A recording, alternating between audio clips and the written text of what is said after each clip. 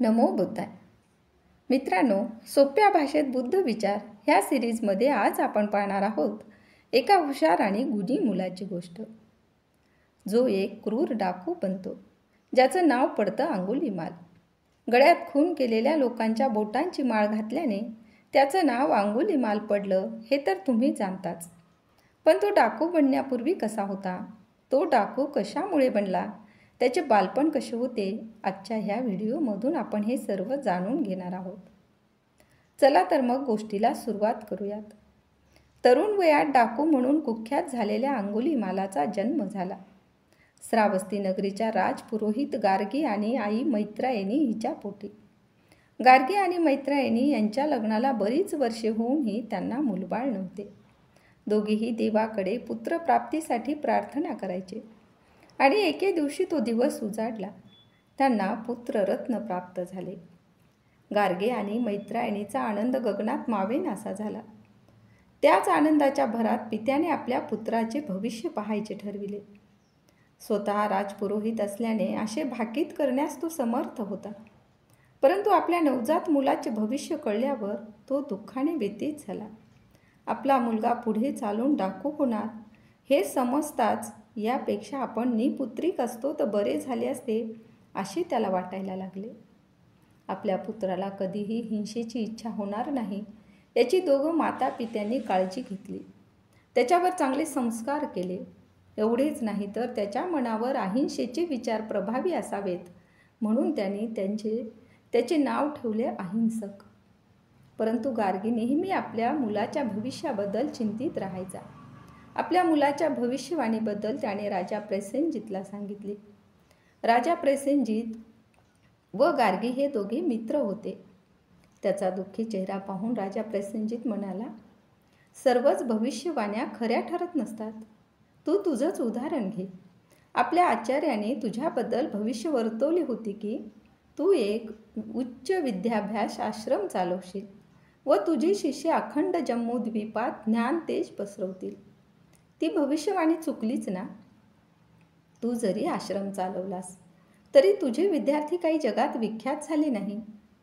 तुझा भविष्यशास्त्राचा अभ्यास चांगला आहे, पण माणसाचे भविष्य हे त्याच्यावर केलेल्या संस्काराने व संगतीने घडते. त्यामुळे तू हे खूळ तुझ्या डोक्यातून काढून टाक. गार्गीला राजाचे म्हणणे पटले. अहिंसक 5 वर्षाचा झाला. त्याच्या हसत खेळत स्वभावाने त्याने सर्वांची मने जिंकली. गार्गीने त्याला महाराज प्रसेनजितच्या छत्रछायेत अभ्यासासाठी पाठवले. अहिंसक बुद्धीने कुशाग्र होता. एकदा सांगितलेली गोष्ट तो नेहमीसाठी लक्षात ठेवी. पाहता पाहता त्याच्या वयाची 12 वर्ष पूर्ण झाली. त्याचा इथला अभ्यास संपल्याने त्याला आता तक्षशिलेला पाठवण्याचा निर्णय घेण्यात आला. अहिंसक हा जसा स्वभावाने शांत होता तसाच तो अभ्यासात खूप हुशार होता. तक्षशिलेत सगळ्यांना त्याच्या हुशारीचा प्रत्यय यायला लागला. त्याने वेदाचा, शास्त्राचा एवढ्या चांगल्या प्रकारे अभ्यास केला की गुरुनी वेळोवेळी घेतलेल्या परीक्षेत तो नेहमीच सर्वोत्तम ठरू लागला. एवढेच नाही तर तो धनुर्विद्या, तलवारबाजी, कुस्ती, मुष्टियुद्ध यासारख्या युद्धकलांमध्ये सुद्धा पारंगत झाला.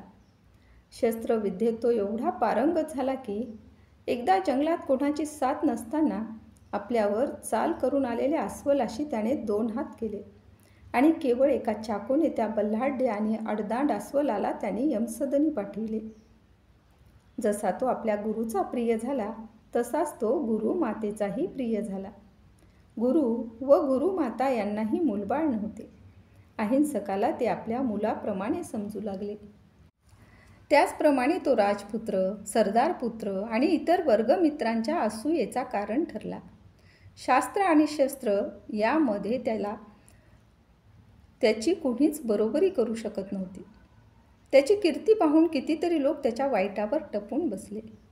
तिथे त्याला जीवक नावाचा एक मित्र मिळाला, जो पुढे चालून बिंबिसार राजाचा आणि तथागत गौतम बुद्धाचा प्रमुख वैद्य बनला. ह्या जीवकाची गोष्टसुद्धा खूप रोचक आहे. ती आपण दुसऱ्या भागामध्ये पाहू. अहिंसकाची वाढती कीर्ती आणि गुरुमाता यांचा त्याच्यावरती जडलेला जीव काही विद्यार्थ्याच्या डोळ्यात खुपायला लागला. आणि त्यातून एका विद्यार्थ्याने अहिंसकाबद्दल अफवा पसरायला सुरुवात केली. गुरु, माता आणि अहिंसक याचं नाव जोडून त्याने गुरुचे कान भरले. क्रोधाने आंधळ्या झालेल्या गुरुने अहिंसकाला तक्षशिलेतून निघून जाण्यास सांगितले. अहिंसकाला मात्र याची काहीच कल्पना नव्हती. त्याने जेव्हा गुरुला विचारले तेव्हा गुरुची आज्ञा म्हणून तू इथून जा म्हणून त्याला सांगितले. अहिंसकाने आपले सामान घेतले व तो जाण्यास निघाला. क्रोधाने आंधळ्या झालेल्या गुरुने अहिंसकाला गुरुदक्षिणा मागितली. काहीही करून अहिंसकाला शिक्षा झाली पाहिजे असे गुरुला वाटत होते, पण गुरु त्याला शिक्षा करू शकत नव्हता. म्हणून त्याने गुरुदक्षिणेमध्ये त्याला 1000 लोकांच्या उजव्या हाताचे एक बोट याप्रमाणे गुरुदक्षिणा मागितली. त्याला वाटले, मी शिक्षा करू शकत नाही म्हणून काय झाले, लोक याला शिक्षा करतील. ही गुरुदक्षिणा ऐकून अहिंसकाला काही कळेनासे झाले. ही गुरुदक्षिणा, हे कसे शक्य आहे? त्यावर गुरु म्हणाला, तुला गुरुदक्षिणा द्यायची नसेल तर देऊ नको, पण मी जे ज्ञान तुला दिले आहे त्याचा काहीही उपयोग होणार नाही हे लक्षात ठेव. अहिंसकाला काही कळत नव्हते, काय करावे व काय करू नये. तो चालत चालत एका झाडाखाली येऊन बसला. तेवढ्यात एक प्राणी त्याच्या पुढून पळत गेला व झुडपात जाऊन लपला. त्या प्राण्याच्या मागे एक शिकारी लागला होता. तोही त्याच्या मागोमाग आला व अहिंसकाला विचारू लागला. अहिंसक काहीच बोलला नाही. त्याच्या डोक्यात गुरुदक्षिणेचाच विचार होता. त्या पारधी शिकाऱ्याच्या हातात भला मोठा कोयता होता. तो अहिंसकाने त्याच्याकडून हिसकावून घेतला व त्याला म्हणाला, मला तुझ्या हाताचे एक बोट दे. तो शिकारी घाबरला. नाही नाही, माझे काही चुकले असेल तर मला माफ करा अशी विनवणी करू लागला. परंतु अहिंसकाने त्याच्याच कोयत्याने त्याच्या हाताचे एक बोट तोडले. शिकारी आपला जीव मुठीत धरून पळत सुटला. त्याने राजाच्या सैनिकाला ही हकीकत सांगितली. तेव्हा 2 सैनिक त्या शिकाऱ्याबरोबर अहिंसक जिथे होता तिथे आले व त्याला पकडले. त्याला पकडून घेऊन जात असताना अहिंसकाच्या मनात आली की याची शिक्षा आपल्याला मिळेल, राजा आपल्याला कैद करून ठेवेल, मग गुरुच्या दक्षिणेचं काय? या विचाराने त्याने सैनिकाच्या तावडीतून सुटका करून घेतली व जंगलात धूम ठोकली. मग त्याला जो माणूस दिसेल त्याला तो मारून त्याचं एक बोट कापून घेत असे. त्याला वाटले, यांना जर आपण जिवंत ठेवले तर ते इतरांना घेऊन येऊन मला पकडून नेतील, म्हणून तो त्यांना जिवंत ठेवत नसे, त्यांना तो मारून टाकीत असे. बघता बघता तो एक क्रूर डाकू झाला.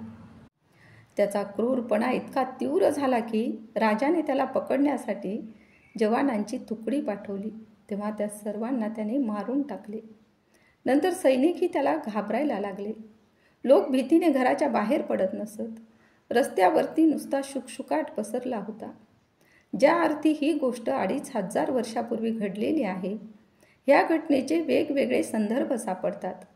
परंतु तक्षशिलेत झालेल्या खोट्या दोषारोपामुळे अहिंसक नावाचा मुलगा डाकू अंगुलीमाल बनला, हे प्रत्येक संदर्भामध्ये समान आहे. आणि इथेच एंट्री होते तथागत करुणाकार सम्यक संबुद्धाची. कारण जिथे दुःख आहे तिथे बुद्ध आहे. बुद्ध आहे दुःखाला संपवण्यासाठी, दुःखाच्या चक्रव्यातून माणसाला बाहेर काढण्यासाठी, दुःख मुक्तीचा सरळ साधा सोपा मार्ग दाखवण्यासाठी. बुद्ध आहे दुःखाच्या अंधाराला चिरणाऱ्या कोवळ्या सूर्यप्रकाशासारखा. बुद्ध सुखावह आहे. काही ठिकाणी असा उल्लेख आहे की स्वतः भिक्षाटनाला गेल्यावर बुद्धाला अंगुलीमालाबद्दल कळले. काही ठिकाणी असे आहे की भिक्षाटनाला गेलेल्या भिक्षूंनी अंगुलीमालाबद्दल कळविले. माहिती कशीही मिळाली असेल, पण डाकू अंगुलीमालाची माहिती कळताच अंगुलीमाल ज्या ठिकाणी राहत होता त्या ठिकाणी तथागत जाण्यास निघाले. तेव्हा गुराखी, मेंढपाळ, शेतकरी, वाटसरू मोठ्याने ओरडले, श्रमण, त्या वाटेने जाऊ नका, त्या वाटेने तुम्ही डाकू अंगुलीमालाच्या हाती पडाल. परंतु त्यांचा एकही शब्द न ऐकता तथागत आपल्या मार्गावर चालत राहिले. दबा धरून बसलेला डाकू अंगुलीमालाने तथागतांना दुरूनच येताना पाहिले. जिथे शस्त्रधारी सैनिकांचा जथा यायला घाबरतो तिथे हा कोण संन्यासी केवळ भिक्षापात्र घेऊन येत आहे? काही का असेना, आपल्या समोरून जात असलेल्या ह्या संन्याशाला आपण मारायचे आणि त्याचे बोट कापून आपल्या माळेत घालायचे असे त्याने ठरवले आणि हातात मोठा कोयता घेऊन तथागताला मारायला तो धावला. तथागत नेहमीप्रमाणे शांत आणि जागरूकपणे चालत होते. आश्चर्य म्हणजे धावणारा अंगुलीमाल शांतपणे चालणाऱ्या तथागताला पकडू शकत नव्हता. ह्या गोष्टीचे त्यालाही आश्चर्य वाटले, कारण आतापर्यंत त्याने धावणाऱ्या जंगली प्राण्यापासून ते चप्पळ अशा सैनिकांपर्यंत सगळ्यांना पकडून ठार केले होते, पण सहज शांतपणे चालणाऱ्या ह्या संन्याशाला तो गाठू शकत नव्हता.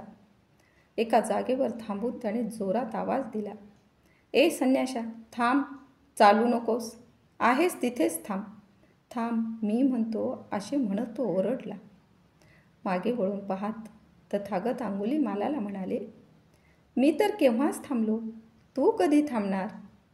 तथागताच्या ह्या करुण वाणीचा त्याच्या मनावर परिणाम झाला. त्याने कितीतरी माणसे त्याच्यासमोर थरथर कापताना पाहिली होती. त्यांच्या डोळ्यात त्याने भीती पाहिली होती, पण इथे मात्र ह्या संन्याशाच्या डोळ्यात त्याला भीतीऐवजी करुणा आणि एक निराळीच तेज दिसत होते. तिथे भीतीचा लवलेशही नव्हता. तथागताच्या उत्तराने गोंधळलेल्या डाकूने विचारले, तुला काय म्हणायचे आहे ढोंगी? तू कोणता डाव टाकीत आहेस? त्यावर तथागत म्हणाले, मी असे सर्व कर्म थांबवले आहेत ज्याने इतरांना त्रास होतो. तू मात्र अजून धावत आहेस. माझे दुःखचक्र थांबले आहे, तू मात्र अजूनही दुःखचक्रामध्ये धावत आहेस, एका दुःखाकडून दुसऱ्या दुःखाकडे. अंगुलीमाला, तुझ्यामध्येही एक चांगला माणूस आहे. काय तू माणसांचा खून केल्यावर त्यांच्यासमोर थांबून एकटाच रडत नाहीस? दुःख आणि काळोख्यातून मुक्ती व्हावी असे तुलाही वाटते. तथागताच्या उत्तराने शेकडो लोकांचे जीव घेतलेला तो क्रूर डाकू गहिवरला. आपल्या अंतर्मनात खोलवर रुजलेल्या जखमेला कोणीतरी फुंकर घालीत आहे याची त्याला जाणीव झाली. डाकू अंगुलीमालाला आपल्या कुकर्माची जाणीव झाली आणि त्याबरोबर ह्याचा पश्चातापही झाला की आता ह्या दुःखचक्रातून त्याची सुटका नाही. जरी आपण योग्य मार्गावर चालण्याचा निश्चय केला तरी समाज आपल्याला मान्य करणार नाही हे तो जाणत होता.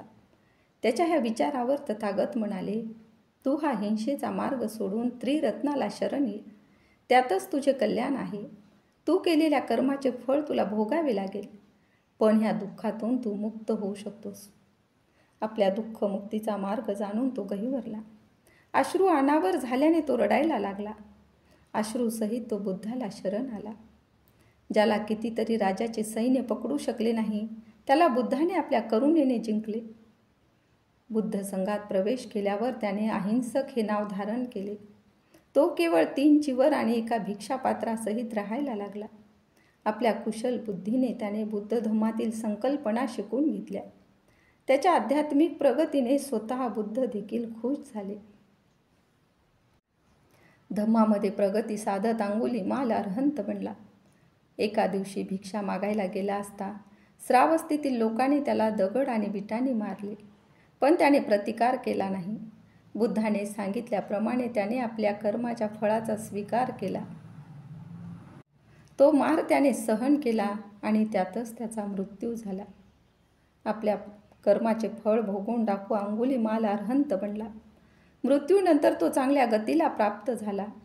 याचाच अर्थ असा की आपल्या चुकीच्या कर्माबद्दल पश्चाताप असेल आणि त्याची फळं भोगण्याची तयारी ठेवली व चांगले करण्याचे माणसाने ठरविले तर तो चांगल्या गतीला प्राप्त होऊ शकतो. याच जन्मात तो दुःखापासून मुक्त होऊ शकतो. आपल्या चुकीच्या कर्माबद्दल धम्मपदामध्ये एक गाथा आहे जी इथे लागू पडते. तिचा अर्थ असा की ज्याचे केलेले पाप कुशल कर्माने झाकले जाते तो ढगातून मुक्त झालेल्या चंद्राप्रमाणे या लोकाला प्रकाशित करतो. शेवटी एक जय मंगलाष्टगाथा सांगावीशी वाटते, ती अशी की ज्या मुनींद्राने हातात तलवार घेऊन 1 योजनापर्यंत धावणाऱ्या अत्यंत भयानक अंगुलीमालाला आपल्या रुद्धी बळाने जिंकले, त्या भगवान बुद्धाच्या प्रतापाने तुमचे कल्याण हो. ह्या अष्टगाथेने तुमचे मंगल हो, कल्याण हो. जर तुम्हाला अहिंसकाची अंगुलीमाल होण्याची आणि पुन्हा एक अरहंत होण्याची कथा आवडली असेल तर हा व्हिडिओ इतर लोकांपर्यंत शेअर करा आणि सगळ्यांसोबत सोप्या भाषेत बुद्ध विचार ऐकण्यासाठी आमच्या चॅनलला सबस्क्राईब करा. धन्यवाद.